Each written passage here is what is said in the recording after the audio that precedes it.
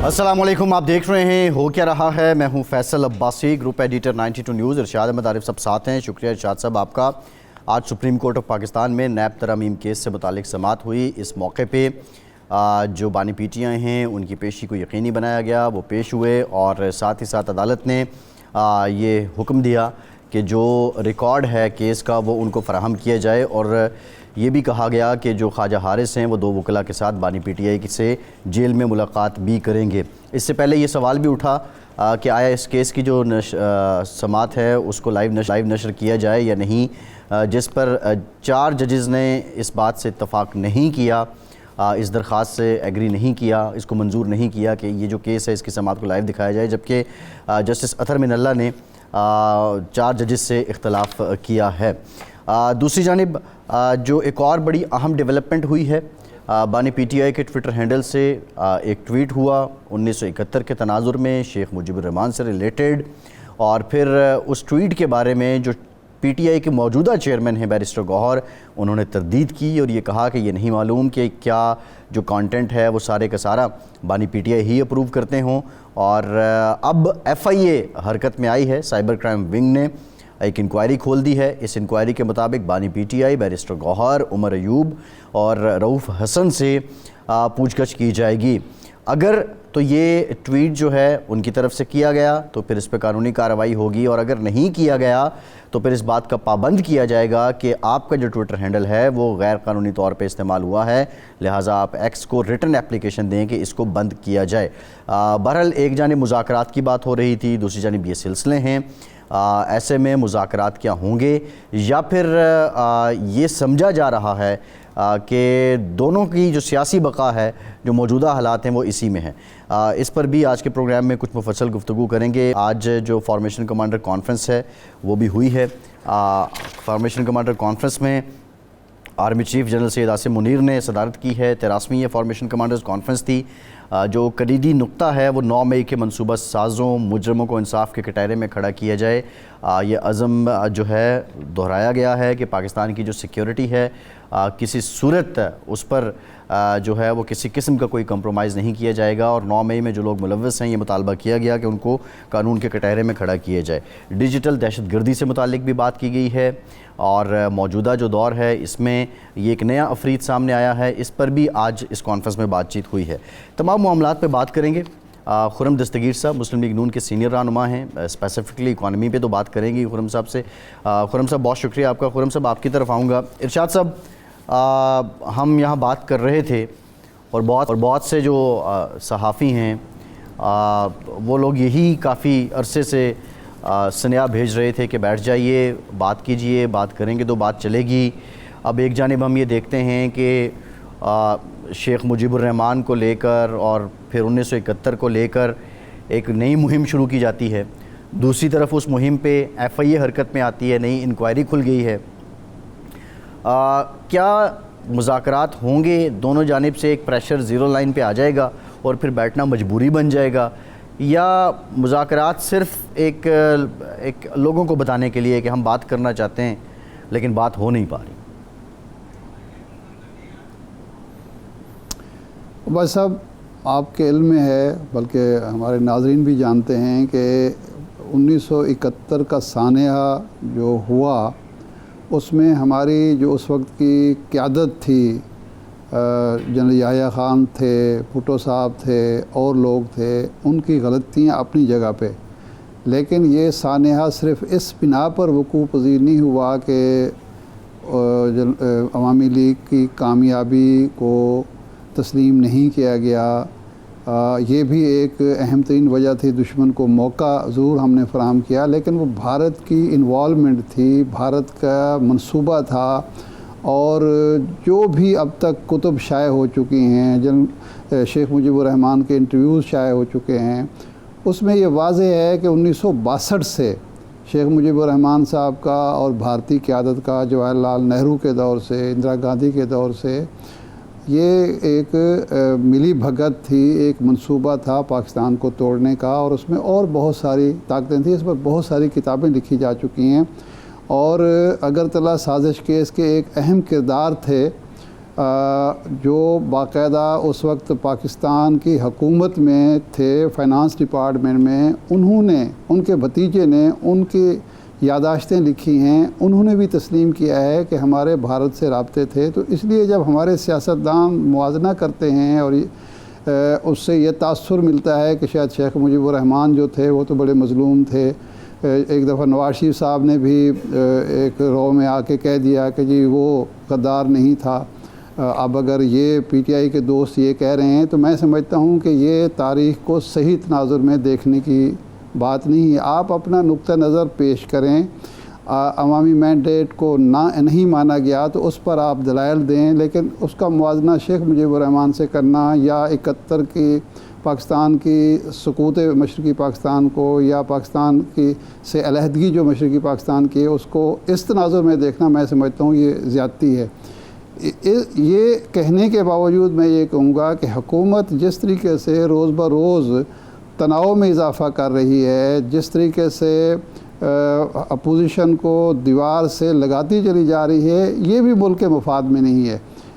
ملک کا مفاد اس وقت یہ ہے اور حکومت کا مفاد اپنا بھی، میری ہمیشہ یہ رائے رہی ہے کہ جو اضطراب ہوتا ہے، جو بے یقینی ہوتی ہے، جو عدم استحکام ہوتا ہے، جو لڑائی جھگڑا ہوتا ہے، وہ اپوزیشن کو تو مفاد میں ہوتا ہے، حکومت کو نقصان ہو رہا ہوتا ہے، حکومت پرفارم نہیں کر پا رہی، ملک کے اندر جو ہے ایک بے یقینی اور مایوسی ہوتی ہے، لا اینڈ آرڈر سچویشن خراب ہو رہی ہوتی، گورننس کے مسائل پیدا ہو رہے ہوتے ہیں، تو حکومت کا یہ فرض بنتا ہے کہ جو شکایات ہیں ان کو بھی ایڈریس کرے اور ملک میں ایک پرامن ماحول پیدا کرے، لیکن اس طرف ہمارے سیاستدان دونوں طرف کے نہیں آ رہے، میں دونوں طرف کے ہی کہوں گا، تو اس کی وجہ سے معاملات اچھے تو نہیں ہیں، معاملات بہتر تو نہیں ہو سکتے۔ لیکن خرم دستگیر صاحب حکومت کا حصہ ہیں، ایک آنریبل ممبر ہیں پاکستان مسلم لیگ کے، ان سے ہم پوچھ لیتے ہیں کہ یہ جو روز بروز محاذرائی بڑھ رہی ہے اس سے حکومت کو فائدہ آخر کیا ہوگا، اور اگر رانا ثناء اللہ صاحب یا شہباز شریف صاحب پہلے کہتے تھے مفاہمت کی اور مذاکرات کی بات کرتے ہیں، تو کیا یہ مذاکرات کے اور مفاہمت کے لچھن ہیں؟ خرم صاحب بہت شکریہ ارشاد صاحب۔ پہلی تو بات یہ کہ میں بڑے ادب سے اختلاف کروں گا کہ یہ حکومت پرفارم نہیں کر پا رہی۔ آپ کریڈٹ نہ دیں، لیکن پاکستان کا ہر شہری جو کریانے کی دکان پہ جا کے اپنے بیوی بچوں کے لیے اشیائے خورد و نوش خرید رہا ہے، اس کو تو محسوس ہو رہا ہے کہ حکومت پرفارم کر رہی ہے۔ آٹے کی قیمت میں 50 سے 60 روپے فی کلو کمی ہوئی ہے، تمام سبزیاں ان کی قیمتیں کم ہو رہی ہیں، دوسری اشیاء کی قیمتیں کم ہو رہی ہیں، ہم دیکھ رہے ہیں کہ اسٹاک مارکیٹ پرفارم کر رہی ہے، ایل پی جی کی قیمت کم ہو رہی ہے، ہمارے ریزروز بڑھ رہے ہیں۔ تو پاکستان تو معاشی طور پر، اور صرف اسلام آباد میں نہیں، پھر کہوں گا کریانے کی دکان پر نظر آ رہا ہے کہ معاشی طور پر بہتری آ رہی ہے۔ اور یہ جو پرفارمنس ہے اس میں ایک جماعت کے بانی کا جیل میں ہونا کوئی رکاوٹ نہیں ہے۔ یہ بات آپ کی درست ہے کہ ہمیں کوشش کرنی ہے کہ یہاں ماحول اچھا رہے۔ دیٹ سیڈ، یہ میں صراحت سے کہنا چاہتا ہوں کہ اگر معیشت کی مضبوطی کے لیے، جمہوریت کی تقویت کے لیے، عوامی مسائل کے حل کے لیے، الیکشنز کا عمل بہتر کرنے کے لیے اگر تحریک انصاف یا سنی اتحاد کونسل پارلیمان میں یا پارلیمان سے باہر مذاکرات کرنا چاہتے ہیں تو ہم ہر وقت تیار ہیں، لیکن ایک شخص کی رہائی کی سودے بازی کے لیے تیار نہیں۔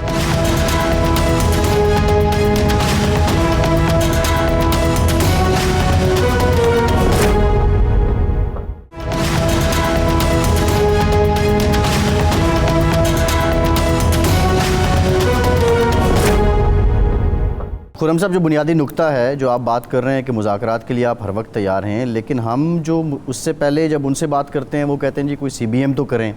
اچھا، ایک لمحے کو ہمیں لگتا ہے کہ جس طرح آپ نے ای سی ایل سے نام ان کے نکلے تو لگا کہ شاید کوئی سی بی ایم شروع ہو گیا، لیکن پھر یہ دیکھا گیا کہ ان کا جو دفتر اسلام آباد میں اس پہ سی ڈی اے ایکٹیو ہوتا ہے، اور کارروائیاں ہیں، اب ایک ٹویٹ سامنے آیا، ایف آئی اے اس میں ایکٹیو ہو گیا ہے۔ تو یہ کیا طریقہ کار ہے؟ یا آپ کے ہاتھ میں سٹک ہے یا آپ کے ہاتھ میں کیرٹ ہے؟ آپ دونوں ساتھ ساتھ ہی لے کے چل رہے ہیں اور ایسے میں ماحول کیسے مذاکرات ہوں گے؟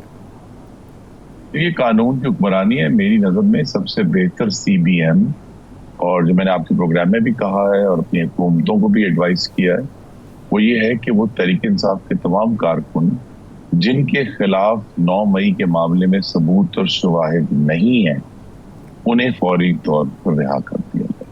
یہ سی بی ایم ہے، یہ قانون کی حکمرانی کا سی بی ایم ہے. لیکن اس کے علاوہ جو ہے جو دوسرے ایشوز ہیں وہ ساتھ ساتھ چلیں گے. جس ٹویٹ کا آپ نے ذکر کیا ہے آپ کے ناظرین کو معلوم ہونا چاہیے، اس کے ساتھ ایک ویڈیو بھی تھی، اور اگرچہ ان کے ایک لیڈر نے اس پر افسوس کا اظہار کیا اور اپنے آپ کو اس سے دور کرنے کی کوشش کی، لیکن لاسٹ ٹائم میں نے جب چیک کیا تھا جب ہم یہ پروگرام کر رہے ہیں لائیو، وہ ٹویٹ ڈیلیٹ نہیں کیا گیا، وہ ابھی تک موجود ہے. نہیں، آپ اس سے کیا مراد ہے خرم صاحب؟ مطلب آپ کیا کہہ رہے ہیں کہ اس سے مراد یہ ہے کسی کا آشیرواد حاصل ہے ان کو؟ جی میں یہ تو ہمیں فورن فنڈنگ تو واضح ہے، وہ تو ثابت ہو چکا ہے، 2022 سے ثابت ہو چکا ہے کہ یہ فورن فنڈنگ لیتی رہی ہے یہ جماعت، اور آج بھی ان کی بہت ساری جو فنڈنگ ہے وہ بیرون ملک سے ہو رہی ہے. تو لہٰذا یہ ایشوز تو ہیں سیریس سنجیدہ ہیں. لیکن میں یہ کہہ رہا ہوں اگر یہ پیرالل یہ ڈرا کریں گے، اس طرح کے استعارے جو ہیں ایک زہریلے پروپیگنڈا کے لیے استعمال کریں گے، پھر جواب ہمارے پاس بھی ہے جو ہم دینا نہیں چاہتے.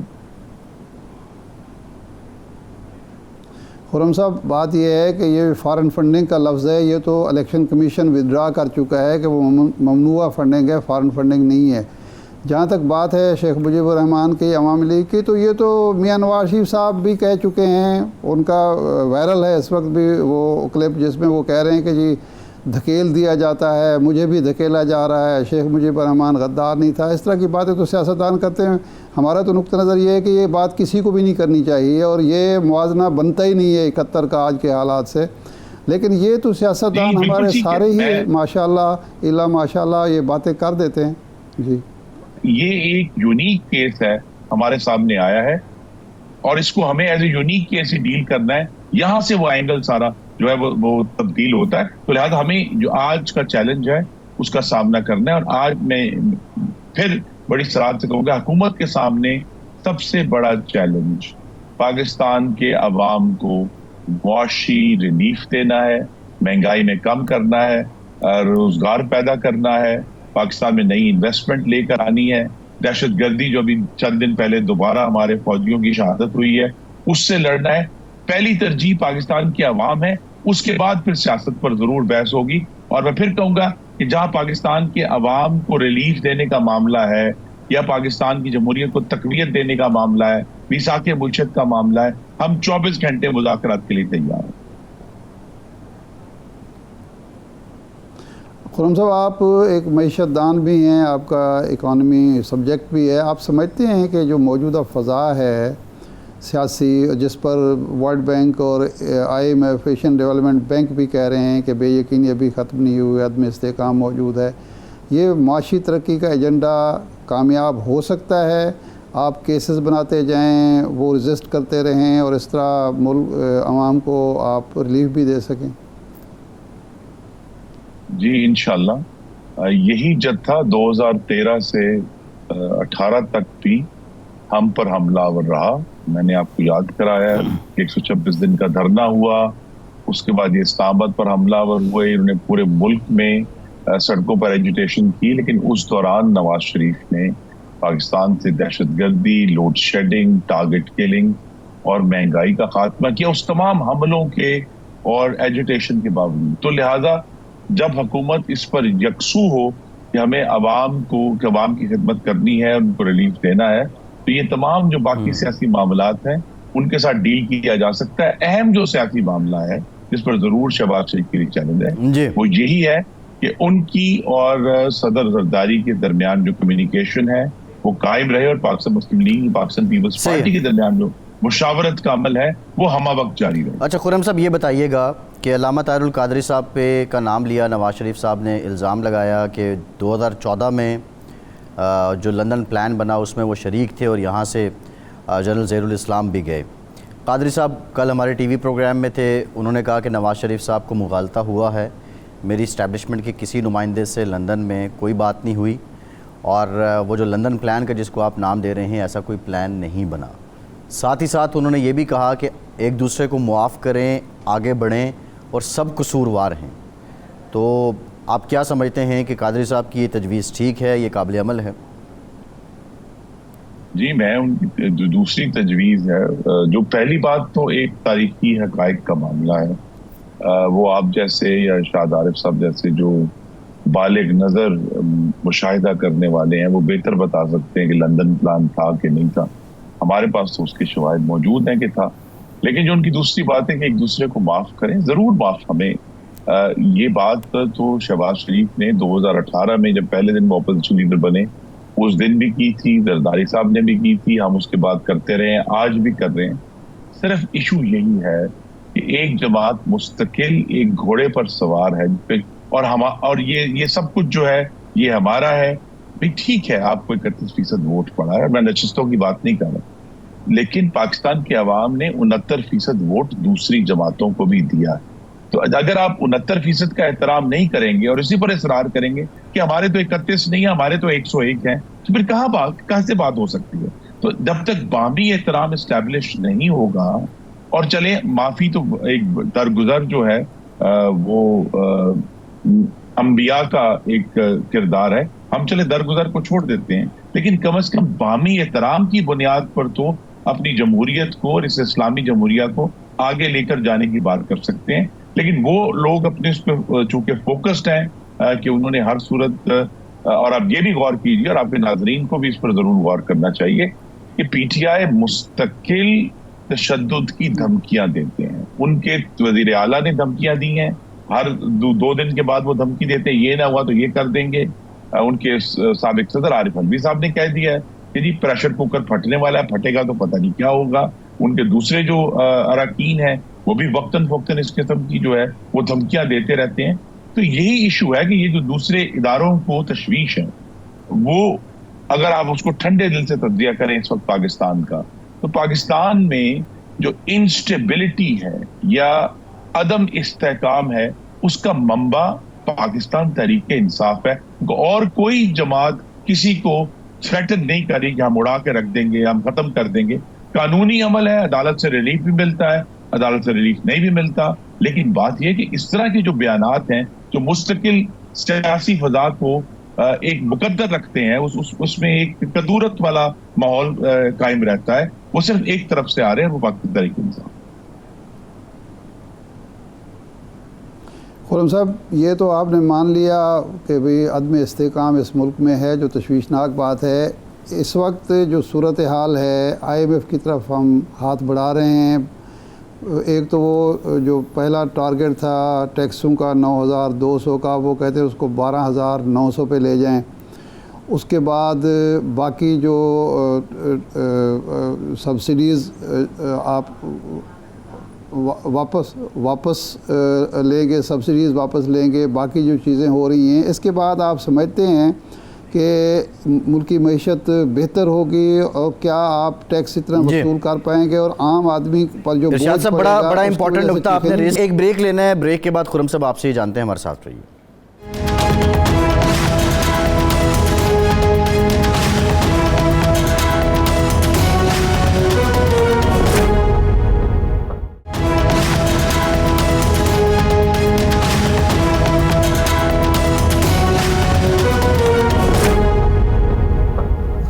بریک کے بعد ایک بار پھر سے آپ کو خوش آمدید کہیں گے۔ ہمیں جوائن کیا ہے پاکستان تحریک انصاف کے سینئر رہنما شوکت یوسفزئی صاحب نے۔ شوکت صاحب بہت شکریہ آپ کے وقت کا۔ شوکت صاحب، ایف آئی اے نے اب نئی انکوائری کا آغاز کر دیا ہے، اور جو 1971 کے تناظر میں ٹویٹ ہوا تھا جو آپ کے بانی کا ایکس اکاؤنٹ ہے، اس پر سب سے پہلے تو یہ بتائیے کہ جو بیرسٹر گوہر صاحب بات کر رہے ہیں کہ لازمی نہیں کہ یہ کنٹینٹ بانی پی ٹی آئی نے اپروو کیا ہو، تو یہ آپ کے بانی کا، آپ کی جماعت کے بانی کا جو ٹویٹر اکاؤنٹ ہے، یہ چلا کون رہا ہے؟ دیکھیں، کیونکہ میں نے بھی یہی سنا ہے اور پارٹی کی طرف سے بھی یہی ہے کہ یہ ہماری یعنی کہ بانی چیئرمین کا یہ ہو نہیں سکتا ہے، کنفرم نہیں ہے کہ یہ ان کی طرف سے ہے۔ اور دوسری بات یہ کہ انہوں نے جو بات کی تھی اس کا تو کنٹیکسٹ ہی الگ ہے۔ وہ تو اس حوالے سے انہوں نے بات کی تھی کہ جو مینڈیٹ کے حوالے سے بات کی تھی کہ جس طرح ہمارا مینڈیٹ چوری ہوا اسی طرح اس وقت بھی یہی ہوا تھا کہ مینڈیٹ تسلیم نہیں کیا گیا تو اس سے یہ حالات پیدا ہوئے. لیکن آج الحمدللہ وہ حالات نہیں ہیں, نہ تو مفتی بانی ہے نہ اس کے پیچھے کوئی بڑی وہ ہے. عمران خان اس پاکستان کی. جی شوکت صاحب, آپ آواز میں کچھ خلل ہے. ارشاد صاحب یہاں تو بات ہی وہی ہوئی, ایک پوری کیمپین چلی کہ حالات جو ہیں آپ وہ 1971 والے پیدا کر رہے ہیں. شوکت صاحب تو کہہ رہے ہیں وہ حالات نہیں ہیں یہاں پہ, اور کنٹیکس پہ بات میں جائیں, لیکن یہ تو پتہ ہونا چاہیے کہ چلا کون رہا ہے یہ اکاؤنٹ. ارشاد صاحب, یہ تو میں خود بھی کہہ چکا ہوں, آج بھی کہا ہے, اس سے پہلے بھی میں کہہ چکا ہوں. 71 کا موازنہ بس اس حد تک ضرور کیا جا سکتا ہے کہ مینڈیٹ کو تسلیم کیا جائے, عوام کی رائے کو اہمیت دی جائے, تبدیلی اور شرکت اقتدار کا آستہ عوام کے ذریعے ہی کھلنا چاہیے. لیکن اس کا موازنہ کرنا پاکستان کی علیحدگی کا یا عوامی لیگ کا یا یحییٰ خان کی جو بری حکمرانی ہے اس کو آج کے دور سے ملانا وہ کوئی مناسب نہیں ہے. کیونکہ اگر بھارت مداخلت نہ کرتا تو پاکستانی فوج یا پاکستانی عوام نے مشرقی پاکستان کو علیحدہ نہیں ہونے دینا تھا, اور یہ نہیں ہو سکتا تھا. ہمارے حکمرانوں کی حماقتیں تھیں, لیکن بھارت کی چالاکی تھی, بھارت کی فوجی جارحیت تھی, جس کے نتیجے میں مشرقی پاکستان ہمارے ہاتھ سے آگے چلنا چاہیے. یہ خواہش ضرور کرنی چاہیے کہ اس طرح کی حماقتیں, اس طرح کی غلطیاں آج ہم نہ کریں. لیکن یہ ٹوٹلی یہ کہہ دینا کہ جی مینڈیٹ نہ ماننے کی وجہ سے سارا کچھ ہوا ہے, وہ مناسب موازنہ نہیں بنتا اور کسی کو بھی نہیں کرنا چاہیے. لیکن ہمارے سیاستدانوں کا المیہ یہ ہے کہ جب وہ غصے میں ہوتے ہیں, جب وہ ان کو تکلیف پہنچ رہی ہوتی ہے, وہ اقتدار میں نہیں ہوتے, تو پھر وہ یہ بہت ساری چیزیں بھول جاتے ہیں. اور تاریخ جس طرح میں کہہ چکا ہوں کہ اس سے پہلے نواز شریف صاحب نے یہ تک کہہ دیا کہ مجیب الرحمان غدار نہیں تھا, تو یہ تو بڑی سادگی ہے. سادہ اس اتنے بڑے معاملے کی جو ایک عالمی سازش تھی اس کی بالکل سادہ تشریح ہے اور سادگی کے ساتھ تشریح ہے. صحیح. لیکن شوکت یوسف زئی صاحب سے میرا خیال رابطہ بحال ہوا ہے, تو آپ کنٹینیو کیجئے آپ جو کچھ فرما رہے تھے. دیکھیے میں یہ عرض کر رہا ہوں کہ جو آپ نے آلریڈی آپ نے ذکر بھی کر دیا کہ نواز شریف صاحب کی اگر آپ اٹھا کے دیکھ لیں ان کی جو سپیچز تھی, ایک مرتبہ نہیں کوئی 3-4 دفعہ اپنے خطاب میں کسی نے اس پہ کوئی مقدمہ درج نہیں کیا. یہ تو دیکھیں بانی پی ٹی آئی تو ایک بس اس پر ٹارگٹ ہے نا, بس ٹارگٹ ہے, وہ جو بھی کرے بس ان کو ایک موقع ملنا چاہیے اور گورنمنٹ کو. حالانکہ یہ گورنمنٹ کوئی لیگل گورنمنٹ تو ہے بھی نہیں, نہ اس کو ہم تسلیم کرتے ہیں, لیکن اس کے باوجود. جی میری آواز آ رہی ہے؟ جی آپ کی آواز آ رہی ہے. ایک ضمنی سوال لے لیں. دیکھیے وہ بات آپ کہتے ہیں کہ حالات ویسے نہیں ہیں, لیکن یہاں پہ عمر ایوب صاحب نے کہا کہ ایک فرد واحد کی حکومت ہے. اس وقت بھی سب کچھ فرد واحد کے پاس تھا, اب بھی فرد واحد کے پاس ہے. اعظم سواتی صاحب نے کہا کہ کشمیر میں جو کچھ ہوا, بانی پی ٹی آئی سے ملا ہوں, وہ کہتے ہیں یہ تو ابھی ٹیزر ہے. پھر علی امین گنڈا پور صاحب کی طرف سے جو باتیں کی جاتی رہیں, تو اب لیکن یہ ان حالات کا پھر پرچار کیوں کیا جاتا رہا؟ کتنے متعدد بیانات ہیں آپ کے رہنماؤں کے جو کہتے تھے کہ 1971 والے حالات پیدا کر دیے گئے ہیں. دیکھیں بانی پی ٹی آئی اس وقت جیل میں ہے.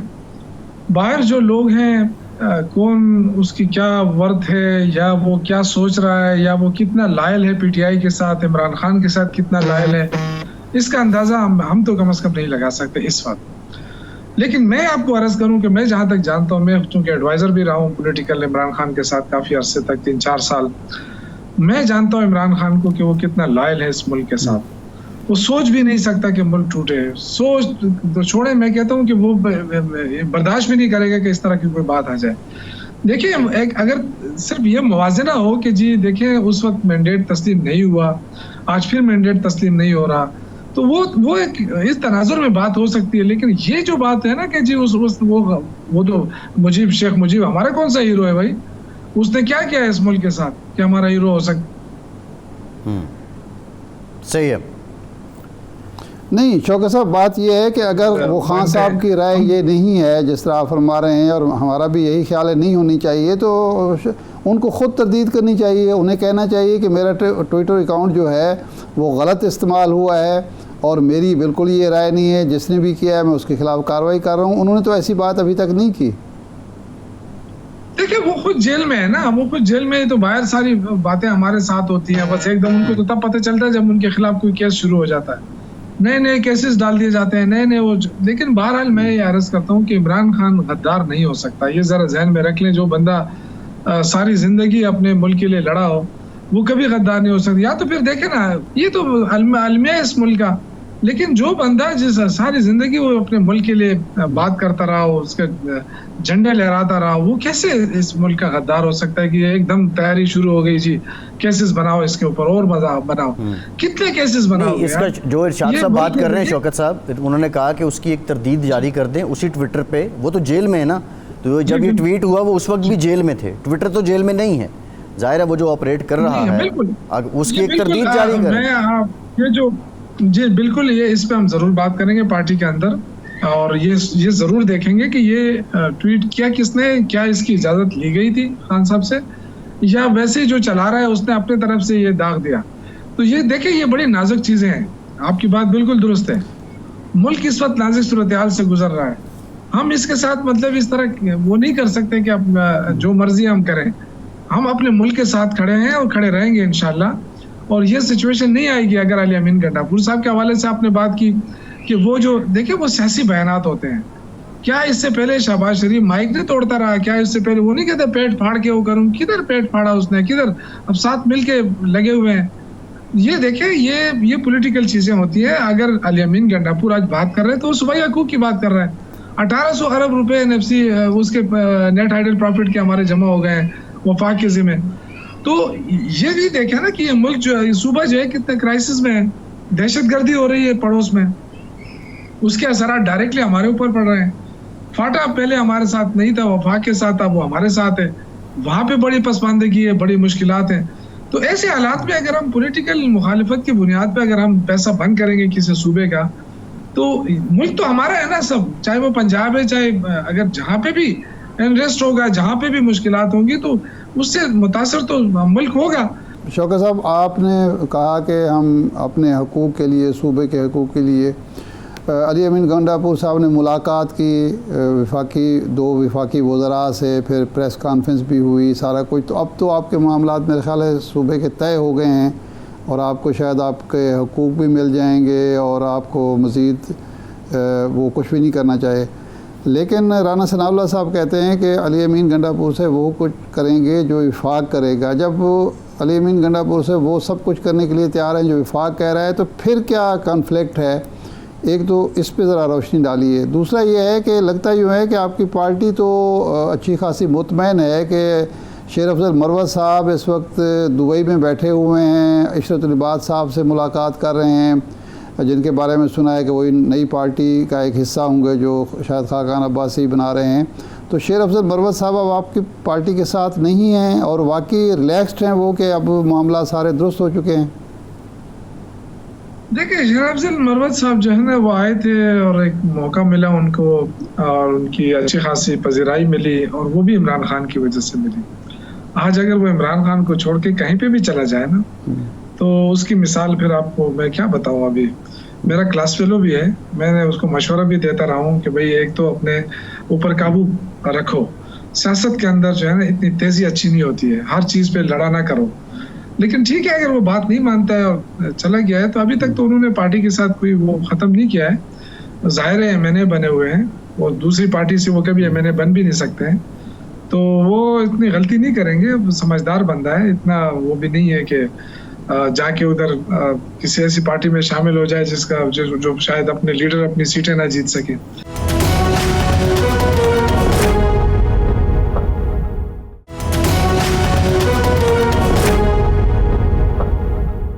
نہیں, مشورہ کیا دیں گے شوکت صاحب؟ مشورہ وہ کہتے ہیں میں سب, میرا جی چاہتا ہے میں سب کچھ چھوڑ چھاڑ کے جاپان چلا جاؤں.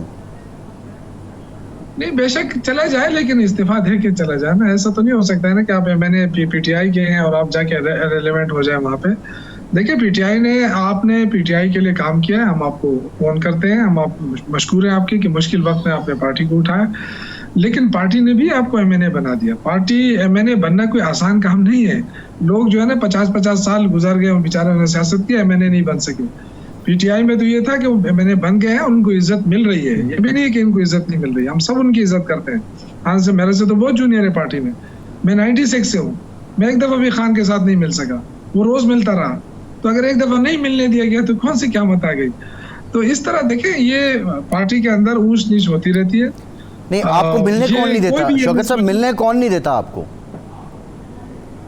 बस पहले तो जाहिर है वो नहीं मिलने दे रहे थे, जो मैं 2 दफा हाई कोर्ट ने ऑर्डर भी दिया, लेकिन वहाँ जब सुपरिटेंडेंट जेल वो रिजेक्ट कर देता था कि जी नहीं हो सकती है मुलाकात, तो बहरहाल वो तो एक अलग पार्टी, देखिए अब तो पार्टी एक प्रायोरिटी लिस्ट देती होगी ना, तो पार्टी के भी लीडरशिप जो मौजूद है क्या वो भी रुकावट बन रही है? जी, अभी मुझे पार्टी की तरफ से इन्फॉर्म किया गया था, 9 मई को मेरे आ गया था, मुझे मुलाकात के लिए टाइम मिल गया था, लेकिन 9 मई को मेरा जलसा था शांगला में, मुझे इन्फॉर्म किया गया 11 बजे कि जी 2 बजे आप पहुंच जाएं, लेकिन बदकिस्मती से मैं शांगला में था। तो अभी दोबारा ज़ाहिर है वो नंबर आ जाएगा इंशाल्लाह, कोई इशू नहीं है, मुझे मुलाकात हो या ना हो हमारे दिल में है वो, और पार्टी के साथ है। 96 से लेके आज तक बहुत सारे उतार चढ़ाव हमने देखा है। लोग ये कहते थे ये टांगा पार्टी है, ये आगे नहीं जा सकती, वो वक्त भी हमने देखा जो हम 25-30 बंदे इकट्ठे करके हम जलसा करते थे, फिर ऐसा वक्त भी आया कि इतना जुलूस था कि हम नजर ही नहीं आए। तो लेकिन ये कि पार्टी के साथ रहना पड़ता है, और ये ऊंच नीच होती रहती है, कभी आपको अच्छा टाइम मिलेगा, कभी अच्छा टाइम नहीं मिलेगा। अच्छा ये बताइए, लास्ट क्वेश्चन ये बताइए कि फैसल करीम कुंडी साहब ने कहा कि तनख्वाहों में 25% इजाफा करें, वज़ीर आला से कहूँगा। दूसरा, उन्होंने ये भी आज इंदिया दिया कि वज़ीर आला से जो मैंने गुजारिशात की उन्होंने मेरी बात मानी, तो गवर्नर हाउस और CM हाउस में मामलात सब ओके हैं, मामलात स्मूथ हो गए हैं, वो सिलसिला अब ख़त्म हो गया है गिले शिकवों वाला। देखिए, अली अमीन गंडापुर साहब बड़े सुलझे हुए बंदे हैं। ये जो आपको नजर आता है ना उनका जो एक अक्स कि जी वो बहुत एग्रेसिव है, तो ये इसमें कोई शक नहीं है। जब हम क्रिकेट खेलते थे तो आप यकीन करिए इसका हर गेंद पे ये मतलब या तो ये छक्का ही होता था, ज्यादातर छक्के ही मारता था। ये अभी रिसेंटली जब हम MPA थे तो हमारी टीम थी, हम लाहौर के साथ भी खेले, वहाँ पे कजाफी स्टेडियम में खेले हैं। वो ये उनका एग्रेसिव हुआ है, लेकिन इंसान बड़े अच्छे हैं, समझते भी हैं। वो देखिए वफाकी वजीर भी रहे, सूबाई वजीर भी रहे, वो बात को समझते हैं। अगर आप बात उनको समझाना चाहें तो वो समझते हैं, अगर आप मसले को हल करना चाहते हैं तो वो बहुत ही वेलकम बंदा है। लेकिन अगर आप टेढ़े वो करें, इस तरह करें, उसको धोखा देने की कोशिश करें, तो फिर हम भी उनको काबू नहीं कर सकते। तो शायद जिसने समझ लिया हो तो अच्छी बात है। वफाक के जिम्मे जो हमारे पैसे हैं, अगर वो आना शुरू हो गए और यहाँ पे लोग जो हमसे एक्सपेक्ट करते हैं, हमारे हैसियत कार्ड है और बड़े बड़े मंसूबे हैं हमारे, तो वो हम चाहते हैं कि उनको हम मुकम्मल करें। तो डेफिनेटली उनको सूबे के अवाम का वो हासिल है, मैंडेट हासिल है। जहाँ तक गवर्नर की बात है, गवर्नर एक आईनी ओहदा है, मैं जाती तौर पे मेरा दोस्त भी है, लेकिन इस तरह नहीं कि वो इतनी अहमियत नहीं है कि वो अली अमीन गंडापुर को मुतमईन करे या ना करे। उनके मुतमईन करने ना करने से कोई फर्क नहीं पड़ता, क्योंकि वो खुद भी इतने कोई पावरफुल भी नहीं है, उनके पास कोई जाती इख्तियार भी नहीं है। आज भी अगर जिस तरह अली अमीन साहब ने कहा कि अगर हम तेल भी बंद कर दे तो वो तेल भी शायद फिर उनको ना मिले, लेकिन हम चाहते थे कि ये आए, सूबे में एक अच्छा माहौल बनाए। क्योंकि बदकिस्मती से उन्होंने आके साथ ही प्रेस कॉन्फ्रेंस आई, उनका ये ख्याल था कि वफाक मेरे साथ खड़ा है और मैं जो बात करूंगा वो उसका असर होगा, शायद सूबाई हुकूमत और दब जाएगी। तो ये तो अली अमीन गंडापुर तो उनके साथ इलेक्शन लड़े हैं एक दूसरे के खिलाफ, एक दूसरे को जानते भी हैं, गाँव भी है कि इनका, तो वो तो दबने वाला तो नहीं है। मैं अली अमीन बहुत अरसे से जानता हूँ। अगर उनके साथ आप शौकत साहब आखिरी सवाल ये फरमाएं कि जी अच्छा शौकत साहब आखिरी सवाल ये फरमाएं कि मौलाना फजल रहमान साहब के साथ जो आपके राब्ते हुए आपकी पार्टी के, अब मामलात कहाँ पहुँचे हैं? सुना ये है कि मौलाना फजल रहमान साहब ऐसी शराइत रख रहे हैं जिसकी वजह से आपका इत्तेहाद मुमकिन नहीं है, एक साथ चलना मुमकिन नहीं है। आपकी इत्तला क्या है? देखिए, ऐसे मौके पे तो मैं कोई ऐसी बात नहीं करना चाहता जिससे एक अच्छी खासी जो पेशरफ्त हुई है। देखिए, हमारा एक गोल है कि हम इस जो फॉर्म 47 की हुकूमत हम इसके खिलाफ तहरीक चलाएं, गोल है कि, लेकिन ये नहीं है कि हम मौलाना साहब के साथ जाके बैठ के इसकी इंतखाबी इत्तेहाद कर लें, या हमने अपनी बात रख दी है उनके सामने। और वो भी चूंकि उनको भी पता है कि अगर मैं PTI की मुखालिफत करूंगा, क्योंकि मेरी इत्तला के मुताबिक उनके अपने जो जनरल काउंसिल का इजलास हुआ था उसमें उनको बताया गया कि PTI की मुखालिफत और छोड़ दें, क्योंकि सारा यूथ है اور پھر وہ جو کرتا ہے سوشل میڈیا کے اوپر پھر وہ ہمارا اس کے ساتھ وہ نہیں ہو سکتا. تو بہتر یہ ہے کہ آپ ان سے وہ کر دیں, ان کے ساتھ صلح کر لیں. تو میرے خیال سے ان کی بھی مجبوری ہے اور ہماری تو مجبوری ہے کہ ظاہر ہم تو ایک اس میں نکلے ہیں تحریک چلانے کے, اس میں ہمارے ساتھ جو باقی پارٹیاں ہیں, مولانا صاحب بھی آ جائیں, ہم ویلکم کریں گے. لیکن یہ جو شرائط ورائط والی باتیں ہیں نا, یہ تو وہاں پہ ہوتی ہے جہاں پہ کوئی مجبوری ہے. تو ہماری ایسی کوئی مجبوری ہے نہیں, ہم کوئی پی ڈی ایم نہیں ہے, ہماری اپنی اسٹرینتھ ہے, اسٹریٹ پاور ہے. اور جب بھی عمران خان پہ ڈیپینڈ کرتا ہے کہ وہ جب بھی کہے کہ نکلو, تو پھر آپ دیکھیں کہ لوگ نکلتے یا نہیں نکلتے. پھر یہ نہیں ہوگا کہ جی پولیس آ گئی, یہ آ گئی. لیکن ابھی عمران خان خود نہیں چاہتے کہ ایسا کوئی ماحول بنے اس ملک کے اندر, کیونکہ آلریڈی وہ جیل میں تھے اور 9 مئی کا واقعہ ہو گیا, وہ بھی ان کے اوپر تھوپ دیا گیا. آپ نے کہ 2 3 4 کیسز کا فیصلہ ہو گیا, وہ کوئی ثبوت ان کے خلاف نہیں ملا, شواہد کی بنیاد پہ ان کو بری کر دیا گیا. تو اس طرح دیکھیں, ہم تو بار بار ڈیمانڈ کر رہے ہیں کہ 9 مئی کا واقعہ ایک بہت بڑا دھبا ہے, ہم سیاست کے اوپر دھبا ہے, ہم کبھی بھی اس کی حمایت نہیں کر سکتے. اور ہم بار بار اس لیے ڈیمانڈ کر رہے ہیں, پی ٹی آئی ڈیمانڈ کر رہی ہے کہ اس کی تحقیقات ہو جائے اور جو لوگ ملوث ہیں ان کو سزا. جی صحیح ہے. لیکن ٹھیک, شوکت یوسف زئی صاحب بہت شکریہ آپ کے وقت کا, آپ ہمارے ساتھ موجود. ارشاد صاحب خیر بڑے آپٹمسٹک لگ رہے تھے شوکت یوسف زئی صاحب, اور انہوں نے کہا ٹھیک ہے اگر ٹویٹ کر دیا, غلط کر دیا, اس کی تردید کر دیں, آ جائیں, اس کو دوبارہ سے اس کو ڈیلیٹ کر دیں, تردید کر دیں. بڑے اوپن ہارٹیڈلی انہوں نے بات کی. لیکن میں تھوڑی پنجاب کی بات کروں گا ارشاد صاحب. لوکل باڈی بل جو ہے وہ انڈر ڈسکشن ہے. 20,000 کی آبادی پہ یونین کونسل ہوگی, 50,000 کی آبادی پہ ٹاؤن کمیٹی ہوگی, 7 لاکھ پہ میرے خیال میٹروپولیٹن کارپوریشن بنائی جائے گی. یہ لوکل باڈیز کی کہانی سول حکومتوں میں ارشاد صاحب کیوں نہیں پروان چڑھتی؟ اور یہ قانون سازی اگر ہوتی ہے, اس سے پہلے بزدار صاحب نے بھی ایک قانون بدلا تھا, اس سے پہلے جو لوگ پی ایم ایل این کے دور میں منتخب ہوئے تھے ان کو حکومت نے ہٹا دیا تھا, پھر وہ سپریم کورٹ سے بحال ہوئے. یہ عجیب ہی ایک کھچڑی بن جاتی ہے. کیا ایک ایسا قانون مسلم لیگ نون بنا پائے گی کہ جس پہ سب کا اتفاق ہو, سب کا اتحاد ہو, اپوزیشن کو آن بورڈ لے گی, یا آپ سمجھتے ہیں کہ یہ صرف ایک وہی سلسلہ ہے جس طرح ماضی میں سول حکومتیں کرتی رہی ہیں لوکل باڈیز پہ؟